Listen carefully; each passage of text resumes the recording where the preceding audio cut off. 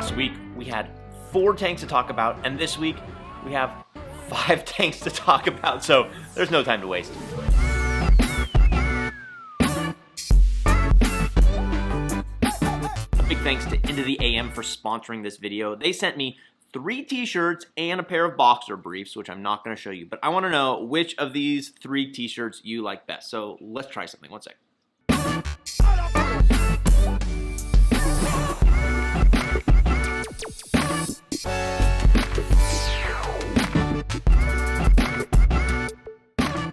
Okay, this is my favorite. This is like a badass koi t-shirt. Again, a big thanks to Into the AM. Check them out. They're a Southern California-based men's clothing company. Make some amazing stuff. These t-shirts are super comfortable, super soft. I'll put the link in the description below. And for 10% off, go to intotheam.com/myfirstfishtank. Thanks, guys. 2 things before we jump into all 5 of the tanks. I need a 120-gallon. My poor fish over here, especially the rabbit fish, is getting so big and he just needs a bigger home. And I don't want to spend $1 million, but I want something nice. So I'm thinking of like a 120-gallon tank. What recommendations do you guys have? If you were to tell me, Matthew, get this 120-gallon tank, I would really like it to be a Peninsula. I'm okay with not a Peninsula, but I'd really like it to be a Peninsula. So put a recommendation down below. What tank should I get? 120-gallon, fish only, okay? It's gonna be a fish only tank, no corals. That's it. You guys are sick of me. Let's jump right in and look at the hospital tank. Here we are, first tank. First tank is the hospital tank. I did pick up some new lights. I'll tell you why, but let's get these installed and then I'll show you what schedule I'm gonna run.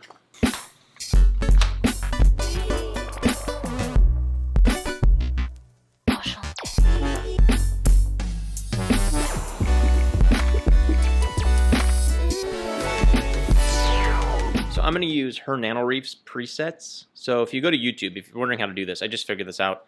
Go to her Nano Reefs and then just click on one of her videos, like this one right here. Her name's Patty, by the way. She's fantastic. Check out her stuff. And then you just need to find her website, which has her AI Prime link. If I can click on it, there we go. It's right down here. See that? Click on that. Open it up. This took me a little while to figure out. I was a little confused, but all you got to do is you have to download it first. So we're going to download it here. And then we're going to say download. Great. Now we're going to open in. We're going to open in downloads. All right. Then here it is. Nano Reef schedule. Click on it. Then if you click on the actual schedule, you can come up here to the upper right hand corner. Click on that. And then you can open it in AI. Right. I already did that, so I'm not going to do it again. And then if you go to AI, it should show up when you come down to here and you click on the star and you do select a preset. Boom, there it is. Patty's anemone tank. Click on it. Okay, and there we go. Thanks, Patty. So I need to test a par because even though here's the max, Patty's schedule max right here. So I have it set to be the max. Because I have the light so close, it's going to be too much. So I'm going to have to scale these down, and I just need to figure out how much. So I'm going to test it real quick. Got the par meter out. You know something I find really interesting about these lights? Here we go. Here we are. We're right in the middle of the basket, directly under the light. The par is 206. Here, we go a little over here. 206, 182, right? But if you go just to the side, check this out.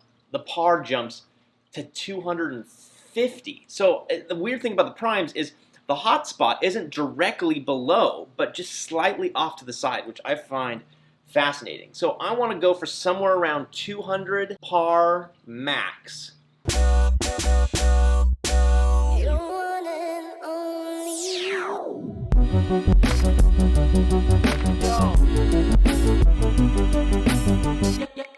Just in case you're curious, the hospital tank, the AI primes are set up. And here is what I ended up with to get the par around 175 in the pool basket. This is just Patty's from her Nano Reefs scaled down. And then I just truncated the evening. She had her lights on until 11:30. We go to bed earlier, so I ended it at 9:30. But that's really the only difference there.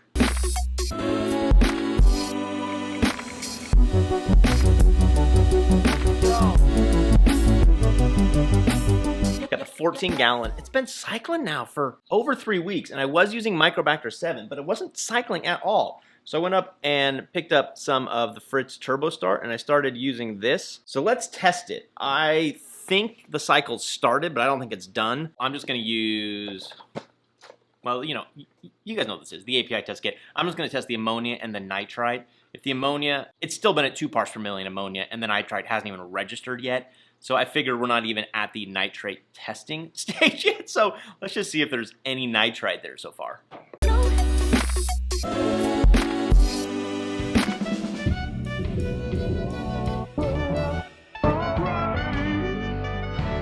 Good news, good news, check it out, okay? Here's the ammonia. I'd say that is, I don't know, 0.25? It's been at 2, so it's clearly cycling. And the nitrite, which has been at 0, is much better. That's really high. So obviously the tank's not ready for any kind of livestock yet, but at least it's cycling. So I don't know, maybe another week at the best, maybe 2 weeks at the worst. It's just taking so much longer than I thought it would.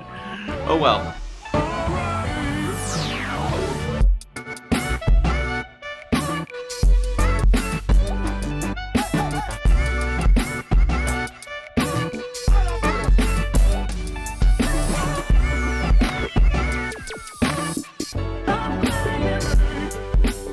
Well, green hair algae is still going on in this tank, and I wish I could say that I've cured it, but it really seems to be jumping out of crevices and nooks and crannies. I'm not ready to give up trying to remove it manually, but just look at certain areas of the tank. It's just growing so much. I may have to resort to using razor, I think is what I'll use. I've used it before and it's worked really well, but I don't want to do that yet because if you look, most of the rock surface is actually really clean and it's just coming out of certain parts, usually crevices. So we're just gonna keep trying to manually remove it for now. I have some more snails coming, and if that doesn't work, then we'll go to razor. I think the algae blenny may be starving. I tried moving him or her to the Clownfish Harem tank because there's tons of algae in there, but man, the algae blenny just got away so fast that it really seemed like there was nothing I could do to catch it. So I didn't want to stress the blenny out even more, but he just looks really thin. I've tried supplementing his diet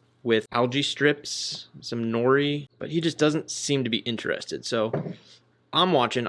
If I have to do some sort of really aggressive catching, I'll do that, but I'm hoping I don't have to do that. And this tank, for no reason, will just get patches of cyano. I mean, yeah, okay, maybe there's low flow, but the nutrients are fine. My phosphate's somewhere around 0.1, I think, 0.07 to 0.1.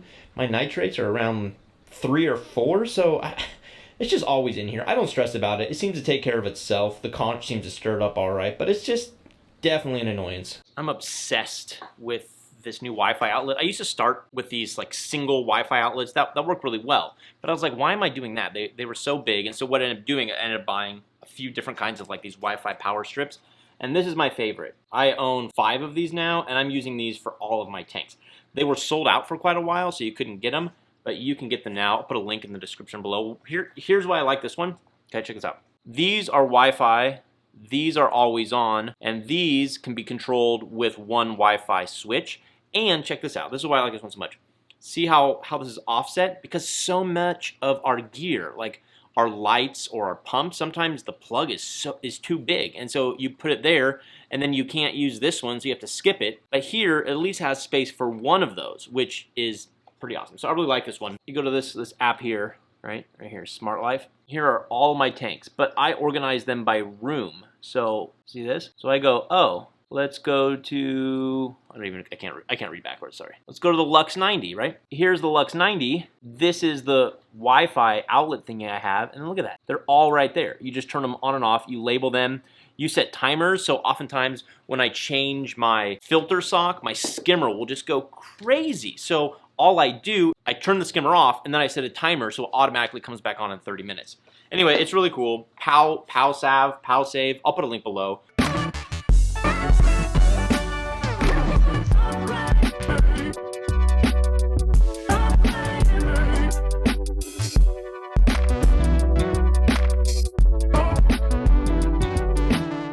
I'm even going to show you the final result because it's really, really ugly, but check this out. Look at this.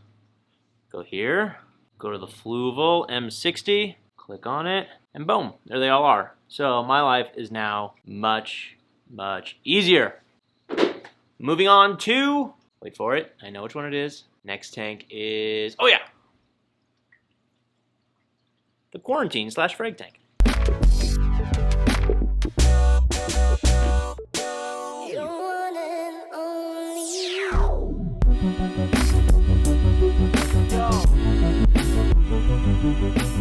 So I didn't buy just one, I actually bought 2 prime lights, because what I'm gonna do is I'm gonna take these razors and I'm gonna move them over to the quarantine tank, and then I'm gonna take this one AI prime light, couple it with the second AI prime light, and put those over the Clownfish Harem tank. And the reason I'm doing that is because I figure so many people use these AI prime lights that I can just copy their light schedules. And then if I'm gonna be putting some anemones in a hospital tank, then why not have the exact same light? So I can test the par and we can get the same spectrum. So it's one less thing to stress. And plus, if I still fail with anemones after going with the AI prime lights, that's just one other thing that I can check off saying, okay, so it's not my lights, because I know that there are other hobbyists who are successful using the same lights with the exact same schedule.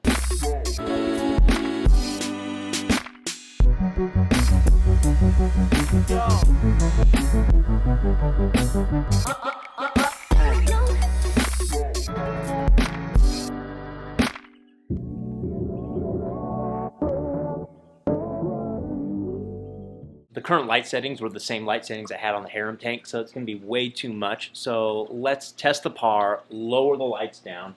I think I'm going to shoot for, at the level of the Frag tank, somewhere around 100 to 150, maybe around 125. That should be good enough for the LPS and a little bit heavy for the softies, but I definitely don't want to go too high at first. I can always turn it up later, so let's try that real quick.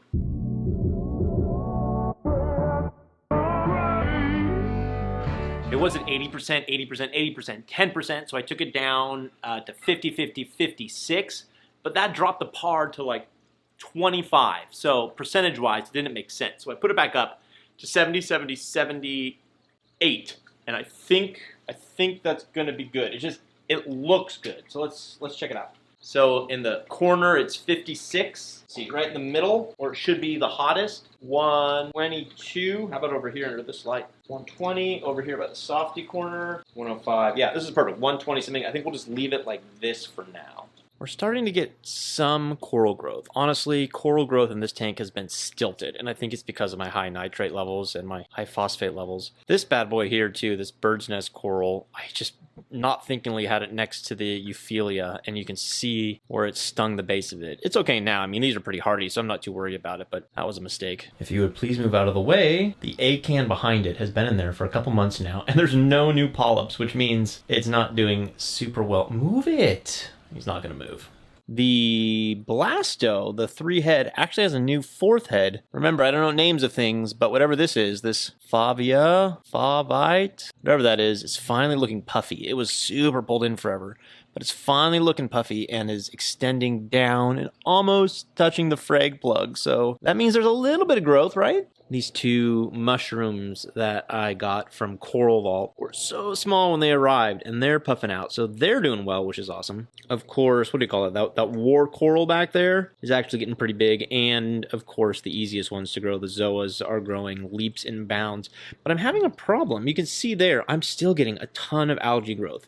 I can't get my nitrates down. Honestly, I can't get them down. They're stuck at around 25, even with water changes, and I have quite a bit of ceramic media in the sump. So I actually have a plan, and I have stuff in the mail. So that should be taken care of starting next week. It'll be a little bit of a process, but I'm hoping that will be taken care of, because this is really annoying, because the algae's growing on the plugs, the algae's, upsetting some of the zoas, which is super annoying. So I'm having to put my hands in there every couple weeks, which isn't great, and clean off the frag plugs, and it makes all the zoas angry, and it makes everything angry in there.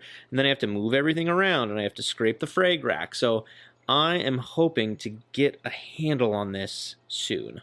The only other thing I'm really doing on this tank, I'm not going to clean it today because I still want to show you guys the Harem tank and everything that's going on there, and possibly even move the sick anemone over to the hospital tank today. But I am starting to dose the Reef Energy Plus, the AB Plus. It's time for me to start tending to my corals better. Corals have always been an afterthought for me. So I want to start doing what I can to figure out how to really make them thrive. And I've heard great things about this, and I just started dosing it, and I know I have to watch because this is also going to contribute to some higher nutrient levels. So that's why I have some stuff in the mail, a new reactor and some sort of nitrate control coming up soon. But let me just dose this, and then I think we're done with this tank, and we're finally on to the Clownfish Harem tank.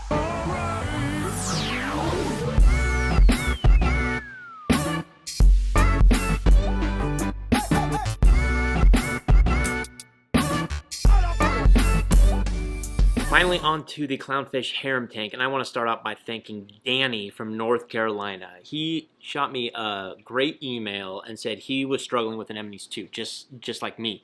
And what he did is he dosed, right here, ready? The Red Sea trace colors. And specifically for him, he thinks it was the iodine. He thinks that whatever sort of bacterial infection his anemones had, because he literally said he's having the same struggle as me. With the iodine, he's thinking that dosing these gave the anemone enough strength to overcome it. So I'm like, yeah, I've never heard of that. I've heard of iodine dosing, that's for sure. You know, I've used Lugol's, but I know some people say you shouldn't use Lugol's, maybe use like a Kent. So I'm giving it a shot. So I ordered it, and I just started dosing it. I'm doubtful it's going to work, but it's something I haven't tried yet and something that's going to be good for the tank anyways. But because the calcium uptake in this tank is so low, I'm only dosing like a half a milliliter every few days. So I might have to go and switch to some sort of Kent iodide or iodine, whatever they call it, and dose that way. So anyway, Danny from North Carolina, right? You're from North Carolina? Danny from North Carolina, thank you. We'll see how it works. I'll let you guys know. You know, I'm willing to try anything. Wait a second, I have to go get it. Wait.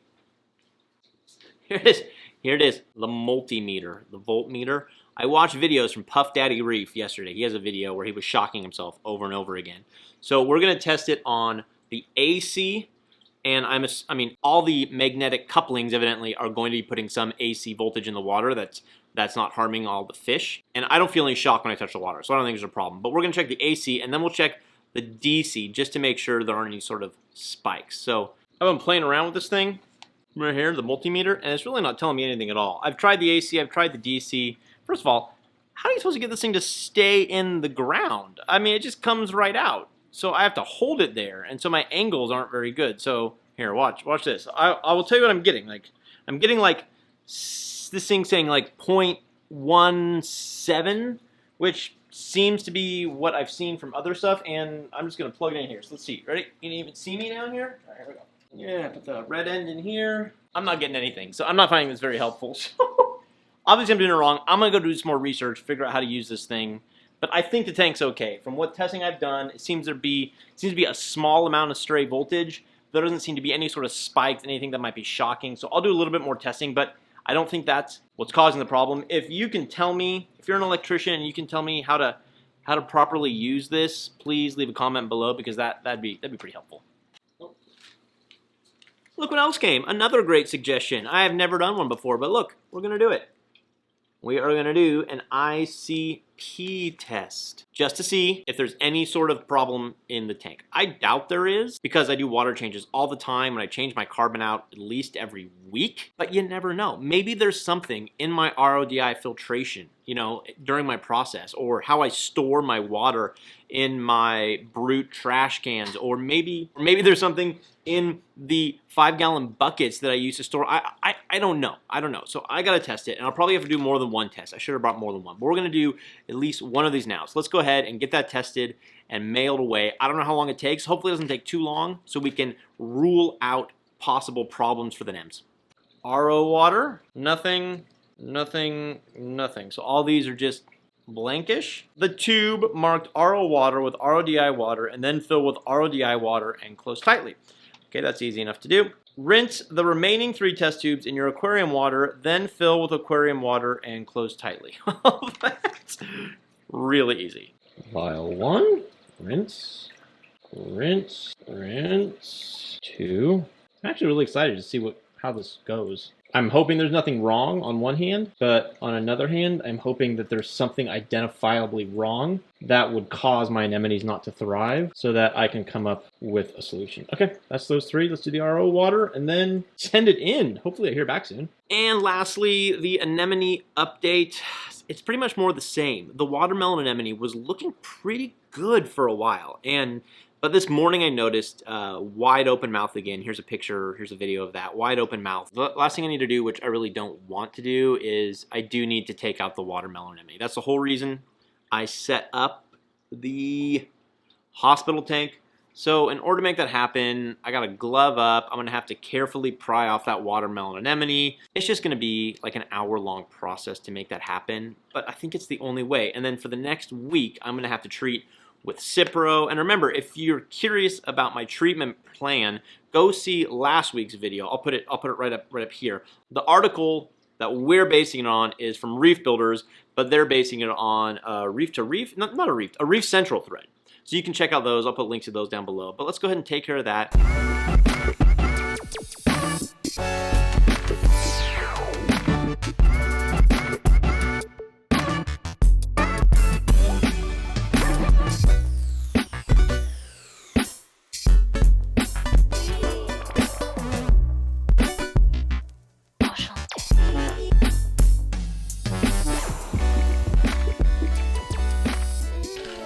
Anemone does not look good. That was definitely a rough move.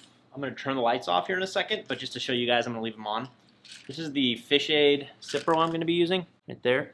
I'm going to be using 1 tablet, 250 milligrams for now, and then I will be upping that if I need to in a week. So.